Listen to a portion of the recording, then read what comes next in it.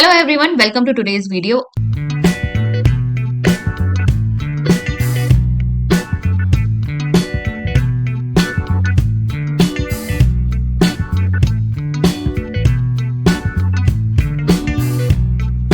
आज के वीडियो में हम डिस्कस करने वाले हैं आपका एक और सीटेट का प्रीवियस ईयर पेपर। ये है आपका 2013 जुलाई का पेपर है, ठीक है। 2013 जुलाई का पेपर 2 हम यहाँ पर डिस्कस कर रहे हैं। सीडीपी सेक्शन 30 क्वेश्चंस आज हम इसके कवर करेंगे और समझने की कोशिश करेंगे कि सीटेट में आपसे किस प्रकार के क्वेश्चंस पूछे जाते हैं सीडीपी सेक्शन से। तो चलिए स्टार्ट करते हैं।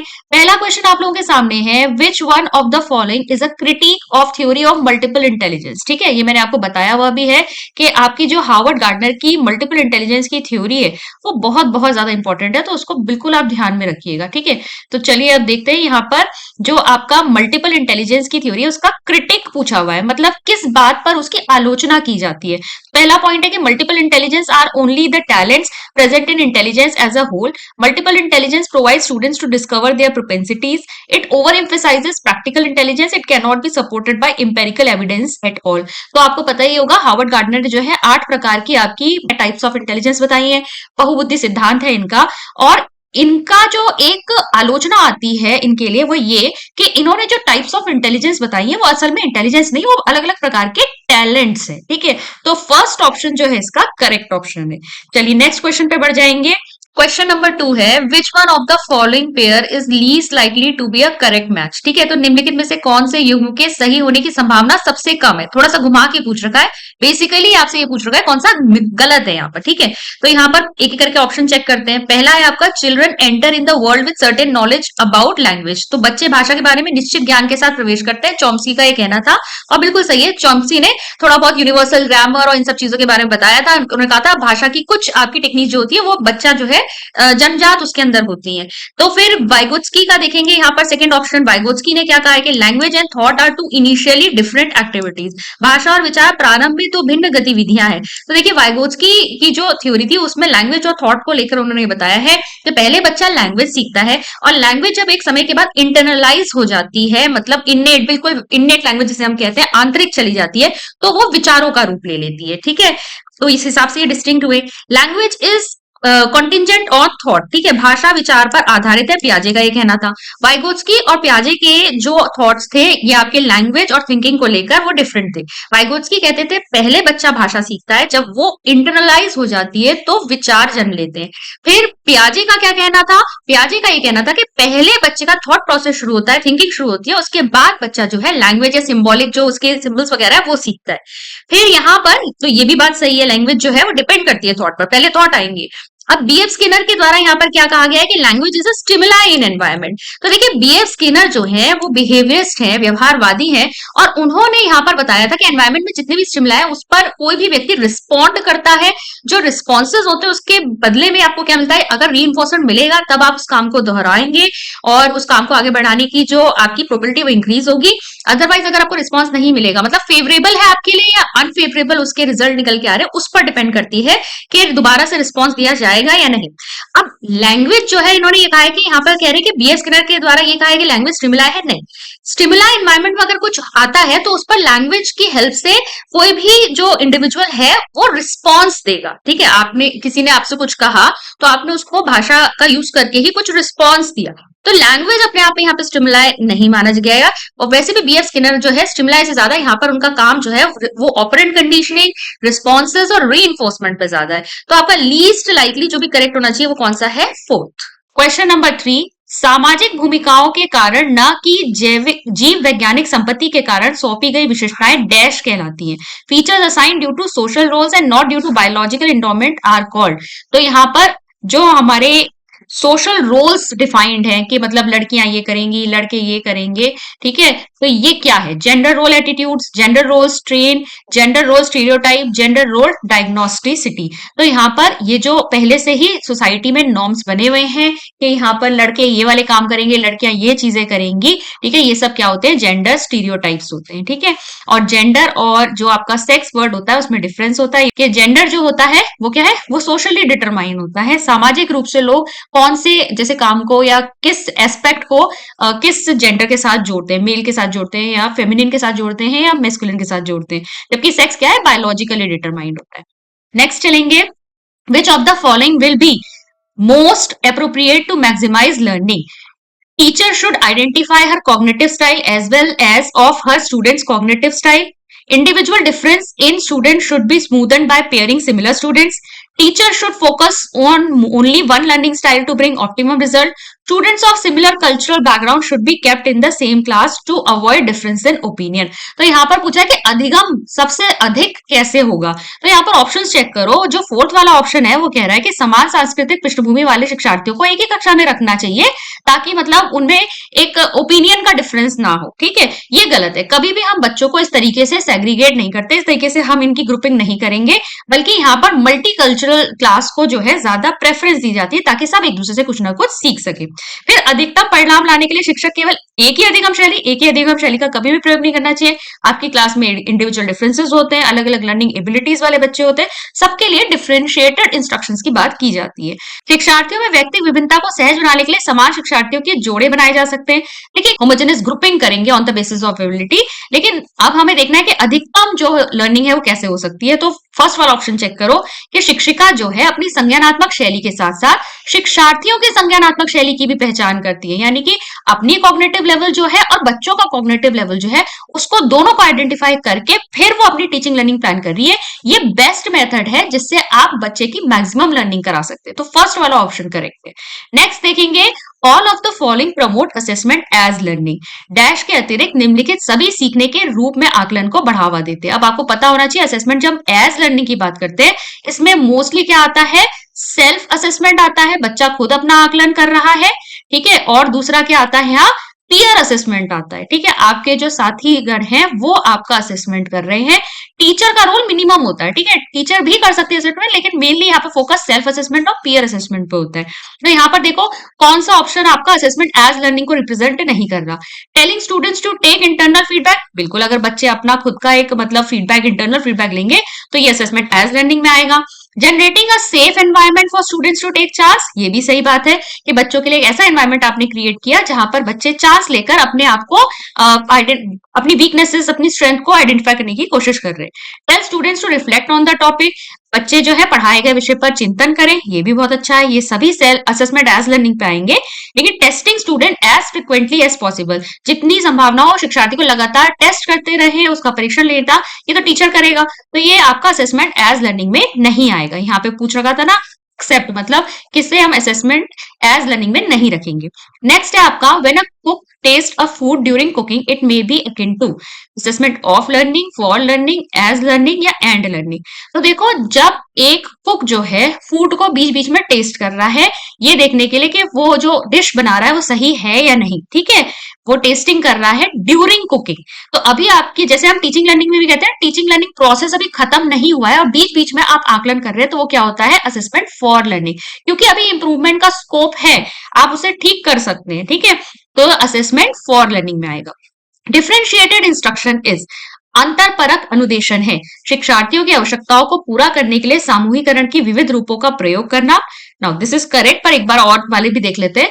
कक्षा में प्रत्येक शिक्षार्थी के लिए कुछ अलग करना, नहीं, ये नहीं आएगा डिफरेंशिएटेड इंस्ट्रक्शन में। ऐसा नहीं कि आप एक एक बच्चे के लिए अलग अलग चीजें करते रहेंगे। अव्यवस्थित अथवा स्वच्छंद शिक्षार्थी गतिविधियां, नहीं, ये भी नहीं हुआ। डिसऑर्डरली आपकी एक्टिविटीज नहीं होनी चाहिए, एक ऑर्डरली मैनर में होनी चाहिए। ऐसे समूह का प्रयोग जो कभी नहीं बदलते, नहीं, ऐसा नहीं है, आपका फर्स्ट वाला ही सही होगा। ठीक है, यहाँ पर भी क्या है, आपने एक बार जो ग्रुपिंग कर दिया आप उसे कभी चेंज नहीं करेंगे, ऐसा नहीं होता। तो टीचिंग लर्निंग में आपको डायनेमिक चीजें रखनी पड़ती हैं। शिक्षार्थियों की आवश्यकताओं को पूरा करने के लिए आप क्या कर रहे हैं, आप उन्हें ग्रुप्स में डिवाइड कर रहे हैं। ठीक है, यहाँ पर क्या कर रहे हैं, वेराइटी ऑफ ग्रुपिंग्स कर रहे हैं ताकि हर स्टूडेंट की नीड्स को जो है आप मीट कर सके। फिर नेक्स्ट क्वेश्चन है हमारा, in a culturally and linguistically diverse classroom, यानी सांस्कृतिक और भाषिक रूप से जो है ये एक विविधतापूर्ण कक्षा है। तो before deciding weather a student comes under special education category या टीचर शुड, तो एक बच्चा अगर ऐसी कक्षा में है तो आपको अगर डिसाइड करना है कि ये बच्चा जो है इसमें कोई लर्निंग डिफिकल्टी है और इसे किसी स्पेशल एजुकेशन की जरूरत है, तो उसके ऊपर डिसीजन लेने के लिए आप क्या करेंगे, उस ऐसा डिसीजन लेने से पहले आपको क्या करना चाहिए। Not involve parents as parents have their own work, ये तो पहले ही आपका गलत लग रहा है। पेरेंट्स को तो हमेशा इन्वॉल्व करना चाहिए बच्चों के मामले में अगर आप किसी भी प्रकार का डिसीजन ले रहे हैं। फिर है आपका, ये गलत हो जाएगा, इवेल्युएट स्टूडेंट ऑन हिज और her mother language to establish disability. Now this is correct, पर और भी देख लेते हैं। यू स्पेशलाइज साइकोलॉजिस्ट, देखो अभी तो पहले टीचर की ही बात हो रही है, तो एकदम से आप स्पेशलाइज पे नहीं जाओगे। Segregate the child to neutralise environmental effect, नहीं, सेग्रीगेट भी नहीं करेंगे। ये आपका बिल्कुल सही है, क्योंकि क्लास कैसी है, कल्चरली और लिंग्विस्टिकली डाइवर्स क्लासरूम है। तो हो सकता है जिस भाषा में आप पूछ रहे हो बच्चे को वो समझ में ही ना आ रहा हो क्वेश्चन, तो इस केस में आप उसे ये थोड़ी कह दो कि उसके अंदर कोई डिसेबिलिटी है और इसकी लर्निंग नहीं हो पा रही, इसको स्पेशल एजुकेशन की जरूरत है। पहले आप उसकी मदर लैंग्वेज में पूछ के देखो कि वो बात को समझ कितना पा रहा है, ठीक है, तभी आपको समझ में आएगा।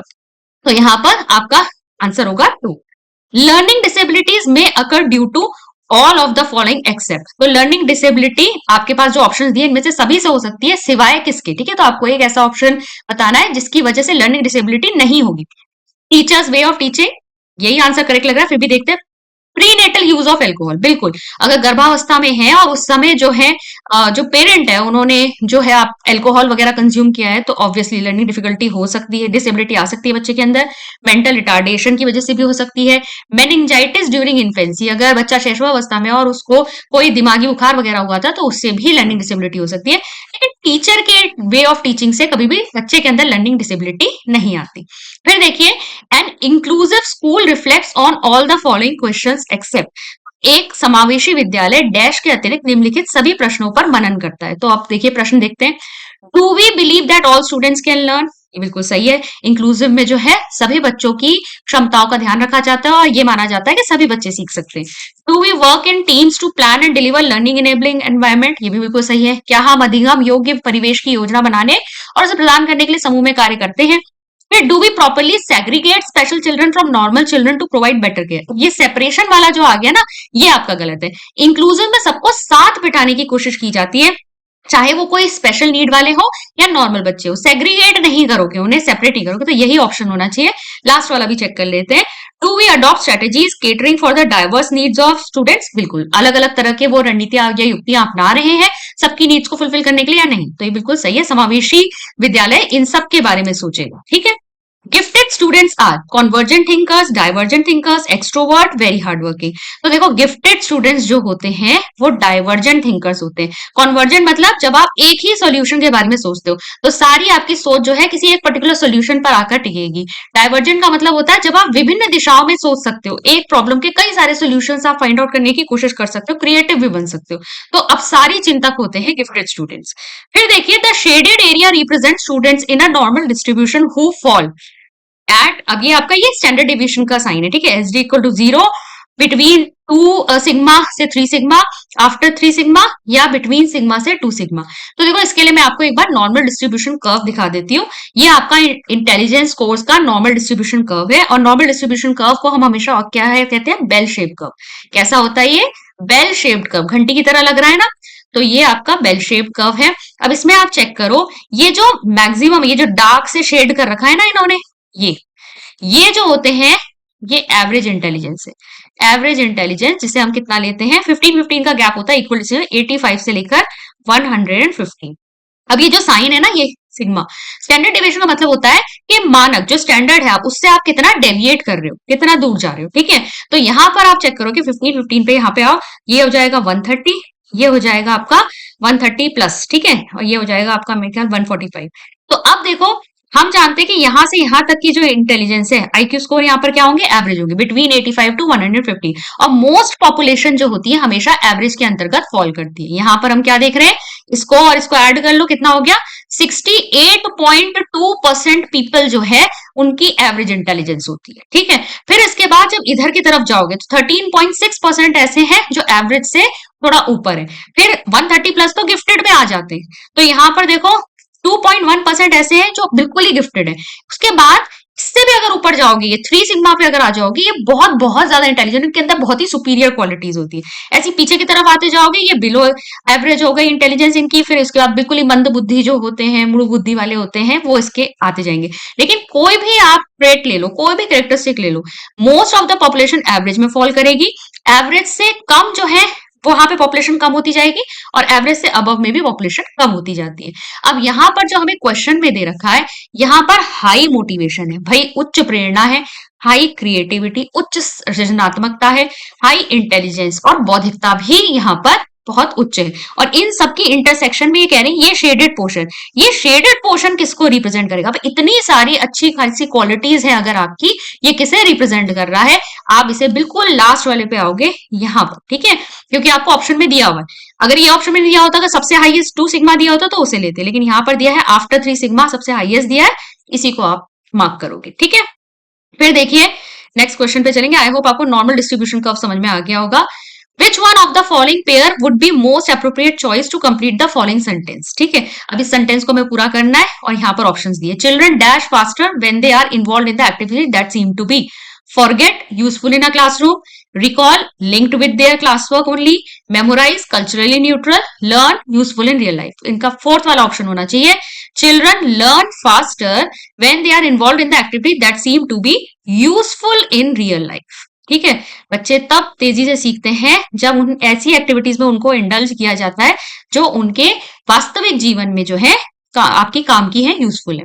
नेक्स्ट है CBSE prescribed group activities for students in place of activities for individual students, the idea behind doing so could be. तो सीबीएसई ने ग्रुप एक्टिविटीज जो आपके समूह गतिविधियां होती हैं उनको यहाँ पर प्रोत्साहित किया है बजाय इंडिविजुअल एक्टिविटीज के। उसके पीछे उनकी क्या मंशा हो सकती है? To overcome the negative emotional response to individual competition which may generalise across learning. काफी अच्छा ऑप्शन है। यहाँ पर कह रहे हैं कि अगर इंडिविजुअली क्या होता है, हम हर चीज इंडिविजुअली कराएंगे तो बच्चों के अंदर एक दूसरे के प्रति प्रतिस्पर्धा या कंपटीशन की भावना बहुत ज्यादा आ जाती है, जो बाद में पूरी लर्निंग में जो है वो कहीं ना कहीं जनरलाइज हो जाती है, सामान्यीकृत हो जाती है। हर चीज में बच्चा जो है कॉम्पीट करना शुरू कर देता है। तो ये इमोशन जो है वो कहीं ना कहीं कम होता है जब बच्चों को ग्रुप्स में बांटा जाता है, जब बच्चों की ग्रुपिंग कर दी जाती है। तो यहाँ समूह का जो रोल होता है वो ज्यादा होता है। बच्चा जो है क्या कर रहा है, अपने ग्रुप के लिए एज अ टीम जो है फाइट करता है। तो उसके अंदर बहुत सारे और जो आपके इमोशंस होते हैं, जो आपके और कैरेक्टरिस्टिक्स होती है वो भी डेवलप होती है। जैसे मुझे अपने ग्रुप के प्रति फेथफुल रहना है, मुझे अपने टीम का साथ देना है, कोलैबोरेशन में वर्क करना आता है उनका, ठीक है। तो ये वाली जो भावना है उनके अंदर आती है, और इंडिविजुअली हर पर्सन के साथ कॉम्पीट करना है वो वाली भावना कम होती है। तो ये फर्स्ट ऑप्शन काफी सही है। फिर भी और ऑप्शन चेक कर लेते हैं। To make it easy for teachers to observe groups instead of individual student, नहीं, ऐसा कोई सीबीएसई का मोटिव नहीं था कि जो आपके शिक्षक हैं उनके लिए ग्रुप्स में ऑब्जर्वेशन आसान हो जाएगा। To rationalise the time available with schools most of which do not have enough time for individual activities. तो इनका मानना था कि किसी तरीके से वो क्या करें कि इंडिविजुअली बच्चों के लिए अलग अलग एक्टिविटीज प्लान करना मुश्किल है, इसलिए ग्रुप में एक्टिविटीज करवाई जाती है। तो देखिए ये नहीं है, ऐसा नहीं है भाई। नॉर्म्स तो ये बने हुए ना, एक क्लास में बहुत ज्यादा बच्चे होने ही नहीं चाहिए। तो यहाँ पर अगर चाहे रियल में कुछ भी हो रहा, ऑन पेपर कभी भी ये चीजें इस तरीके से नहीं रखी जाती। ऑन पेपर तो ये कहा जाता है कि आप क्लास में बच्चे ही कम रखिए भाई, जिससे कि जो है आप इंडिविजुअली सब पे ध्यान दे पाए। फिर reduce the infrastructural cost of the activity, तो एक्टिविटी की कॉस्ट को कम करना ये भी नहीं है। तो फर्स्ट ऑप्शन ही आपका करेक्ट ऑप्शन है। नेक्स्ट पे चलेंगे, question number 15। The conclusion, children can learn violent behaviour depicted in movies, ठीक है, बच्चे फिल्मों में दिखाए गए हिंसात्मक व्यवहार को सीख सकते हैं। यह निष्कर्ष निम्नलिखित में किस मनोवैज्ञानिक द्वारा किए गए कार्य पर आधारित हो सकता है? एडवर्ड एल थॉर्नडाइक, जेबी वॉटसन, एल्बर्ट बंदूरा, जीन पियाजे। तो ये एल्बर्ट बंदूरा है जिन्होंने सोशल लर्निंग थ्योरी एसएलटी दी थी, और इन्होंने बोबोडॉल का क्या किया था, एक्सपेरिमेंट किया था। कौन सा किया था? Bobo doll experiment. चलो फिर देखिए question number 16। Students observe fashion shows and try to imitate models, this kind of imitation may be called. तो स्टूडेंट जब फैशन शो देखकर उनको नकल उतारते हैं उनकी, तो ये क्या कहलाता है? Primary simulation, secondary simulation, social learning, generalisation. ये आपकी सोशल लर्निंग ही है, जिसकी बात अभी पिछले वाले क्वेश्चन में भी हुई। एल्बर्ट बंदूरा के द्वारा ही सोशल लर्निंग थ्योरी दी हुई थी कि हम आसपास जो है, जो लोगों को जैसा करते हुए देखते हैं उससे हम क्या करते हैं, बहुत सारी चीजें सीखते हैं, उसका अनुकरण करके भी हमारी बहुत सारी लर्निंग होती है। नेक्स्ट है question 17। If students repeatedly make errors during a lesson, a teacher should, यदि शिक्षार्थी पाठ के दौरान लगातार गलतियां करते हैं तो शिक्षक को make changes in instruction, task and time table और सीटिंग अरेंजमेंट। यही ऑप्शन सही लग रहा है कि अगर बच्चे बार बार गलती कर रहे हैं तो आप अपना जो इंस्ट्रक्शन देने का तरीका है उसमें कुछ परिवर्तन करेंगे, टाइम टेबल में कुछ परिवर्तन करेंगे, सीटिंग अरेंजमेंट में कुछ परिवर्तन करेंगे। पर नेक्स्ट भी देख लेते हैं। Leave the lesson for the timing and come back to it after some time, आप बीच में ही उस पार्ट को छोड़ देंगे और बाद में उस पर आएंगे, ये गलत है। नेक्स्ट है identify the erring students and talk to principal. आप उनकी पहचान करिए कौन से स्टूडेंट्स हैं जो गलतियां कर रहे हैं और प्रिंसिपल को रिपोर्ट करिए, इससे भी कोई फायदा नहीं होगा। Next, make erring students stand outside the classroom, उनको क्लासरूम से बाहर निकाल दीजिए, ये भी गलत है। और ये भी गलत है कि आप उस चैप्टर को ही छोड़ दें। आपको क्या करना पड़ेगा, सुधारने के लिए अपना इंस्ट्रक्शन जो आप दे रहे हैं उसमें कुछ परिवर्तन कीजिए, टाइम टेबल में चेंज कीजिए, एक्टिविटी को चेंज करिए, सीटिंग अरेंजमेंट चेंज कीजिए। Following are some techniques to manage anxiety due to an approaching examination except. तो डैश के अतिरिक्त निम्नलिखित कुछ तकनीकें हैं जो परीक्षा के कारण होने वाली चिंता को दूर करती है। प्रश्न पत्र की संरचना पैटर्न से परिचित कराना, बिल्कुल सही। अगर आप प्रश्न पत्र को समझने की कोशिश करेंगे तो आपकी एंग्जाइटी जो है थोड़ी कम होगी। परिणाम के बारे में बहुत अधिक सोचना, अब ये गलत है, ठीक है। अगर आप बहुत ज्यादा रिजल्ट के बारे में सोचते रहेंगे, आपको अपना काम करना है, तैयारी करनी है और पेपर के बारे में सोचना है, ये नहीं सोचना कि मेरा परिणाम ये आएगा तो क्या होगा, वो आएगा तो क्या होगा, ये ओवर थिंकिंग हो गई। फिर भी और देखते हैं, समर्थन प्राप्त करना, बिल्कुल आप अपने बड़ों का या जो और ज्यादा आपको गाइडेंस प्रोवाइड कर सके उनका समर्थन ले सकते हैं। विशेषताओं पर बल देना, जो आपकी स्ट्रेंथ्स हैं उनके ऊपर आप ज्यादा फोकस कीजिए, बिल्कुल सही। तो ये ऑप्शन तो पॉजिटिव है, सबसे नेगेटिव क्या आ रहा है, ओवर थिंकिंग करना, तो सेकंड वाला ऑप्शन आपका यहाँ करेक्ट है। Bloom's taxonomy is a hierarchical organisation of, तो ब्लूम की जो टेक्सोनॉमी है वो किसका पदानुक्रम है, अचीवमेंट गोल्स का, करिकुलर डिक्लेरेशंस का, रीडिंग स्किल्स का, कॉग्निटिव ऑब्जेक्टिव्स का। तो हम जानते हैं भाई ब्लूम ने क्या दी है, टीचिंग ऑब्जेक्टिव्स की उन्होंने हायरार्की दी है, कॉग्निटिव ऑब्जेक्टिव्स की। नेक्स्ट है आपके सामने, A, B and C are three students studying English. A finds it interesting and thinks it will be helpful for her in future. B studies English as she wants to secure first rank in the class. C studies it as she is primarily concerned to secure passing grades. The goals of A, B and C respectively are mastery, performance, performance avoidance. अच्छा, यही वाले options दिए हुए। तो देखो A क्या कर रहा है, ए को तो बहुत इंटरेस्टिंग लग रहा है और उसे लग रहा है भाई इंग्लिश पढ़ना मेरे फ्यूचर के लिए बहुत अच्छा होगा, तो ये क्या करना चाहता है, इसके ऊपर मास्टरी अचीव करना चाहता है। फिर बी की बात करें तो ये सिर्फ इसलिए पढ़ रही है, क्यों, क्योंकि इसे क्लास में फर्स्ट रैंक लानी है, तो ये अपनी परफॉर्मेंस पे ध्यान दे रही है। और सी इसलिए पढ़ रही है, इसे बस पास करना है, ये पासिंग ग्रेड लिया है बस इसलिए इसको कहते हैं करना है, तो इसमें कोई ऐसा कुछ इसकी रुचि भी नहीं है और ना ही ये अपना बहुत ज्यादा लगन से पढ़ना चाहती है, परफॉर्मेंस अवॉइडेंस है बस कि वो फेल ना हो जाए, तो ये फर्स्ट वाला ऑप्शन रहेगा। Question number 21. Even though this was clearly in violation of his safety needs, Captain Vikram Batra died fighting in the Kargil war while protecting his country. He might have. हालांकि स्पष्ट रूप से उनकी सुरक्षा आवश्यकताओं के में उल्लंघन था, लेकिन कैप्टन विक्रम बत्रा ने अपने देश को बचाने के दौरान कारगिल युद्ध में मारे गए, संभवतः उन्हें। तो देखो विक्रम बत्रा जहां अपने बारे में बिल्कुल नहीं सोच के देश के बारे में सोच रहे हैं, यानी कि वो कौन से लेवल तक पहुंच चुके हैं, sought novel experience, achieved self-actualization, ignored his belongingness needs, wanted to earn a good name to his family. तो ये सेल्फ एक्चुअलाइजेशन में पहुंच चुके हैं, इनके अंदर आत्म सिद्धि की प्राप्ति हो गई, जहां ये अपने बारे में ना सोचकर किसके बारे में सोच रहे हैं, ये सोच रहे हैं देश के बारे में। Extension of a response is more difficult following, प्रतिक्रिया का विलोप होना निम्नलिखित में से किसके बाद अधिक कठिन है, partial reinforcement, continuous reinforcement, punishment, verbal reproach. तो ये पार्शियल रीइंफोर्समेंट है। देखो एक्सटेंशन मतलब कोई आपने चीज सिखाई तो बच्चा उसे बाद में बिल्कुल भूल जाए, ठीक है, तो वो एक्सटेंशन कहलाता है। अब अगर पार्शियल रीइंफोर्समेंट दे रहे हो, आंशिक पुनर्बलन, आंशिक का मतलब क्या होता है, कभी दे रहे हैं कभी नहीं दे रहे, बीच बीच में गैप के बाद दे रहे हैं, इस केस में बच्चा लगातार उस परफॉर्मेंस को करता रहता है, क्योंकि उसे नहीं पता वो कब जो है उसे रीइंफोर्समेंट मिलेगा, कब उसे पुनर्बलन मिलेगा। अगर निरंतर देते रहोगे तो उसे पता है मैं जब भी काम करूंगा मुझे मिल जाएगा, तो इसलिए ये नहीं होता। और पनिशमेंट तो होगा ही नहीं, मौखिक भर्त्सना करना भी गलत है। पार्शियल रीइंफोर्समेंट, तो थ्रू आउट द प्रोसेस बच्चा हमेशा क्या रहेगा, मोटिवेटेड रहेगा काम को करने के लिए। Mastery orientation can be encouraged by, dash के द्वारा निपुणता अभिविन्यास का प्रोत्साहित किया जा सकता है, शिक्षार्थियों के व्यक्तिगत प्रयासों पर ध्यान केंद्रित करके, यही सही लग रहा है। और देखते हैं शिक्षार्थियों की सफलता की परस्पर तुलना करके, नहीं, तुलना करने से हम मास्टरी अचीव नहीं करवा सकते। गृह कार्य के रूप में बहुत सारा अधिक अभ्यास सामग्री देकर, नहीं, ये भी गलत है, आप सिर्फ गृह कार्य के भरोसे नहीं बैठ सकते। अनपेक्षित परीक्षा लेकर, ये भी गलत है। फर्स्ट ऑप्शन ही करेक्ट है, शिक्षार्थी के अगर इंडिविजुअल जो वो एफर्ट प्रयास कर रहा है उसके ऊपर अगर आप ध्यान देंगे।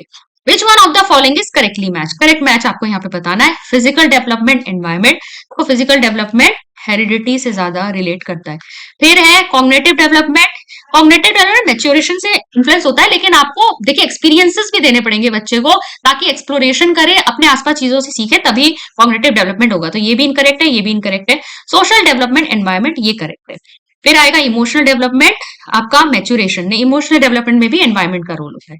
नेक्स्ट है आपका all the following effects indicate that a child is emotionally and socially fit in a class except, तो यहाँ पर इमोशनली फिट और सोशली फिट हम कब कहेंगे, develop good relationship with peer, बिल्कुल है। Concentrate on persistent with challenging task, बिल्कुल सही, चुनौतीपूर्ण कार्यों पे अगर वो अपना ध्यान लगा रहा है।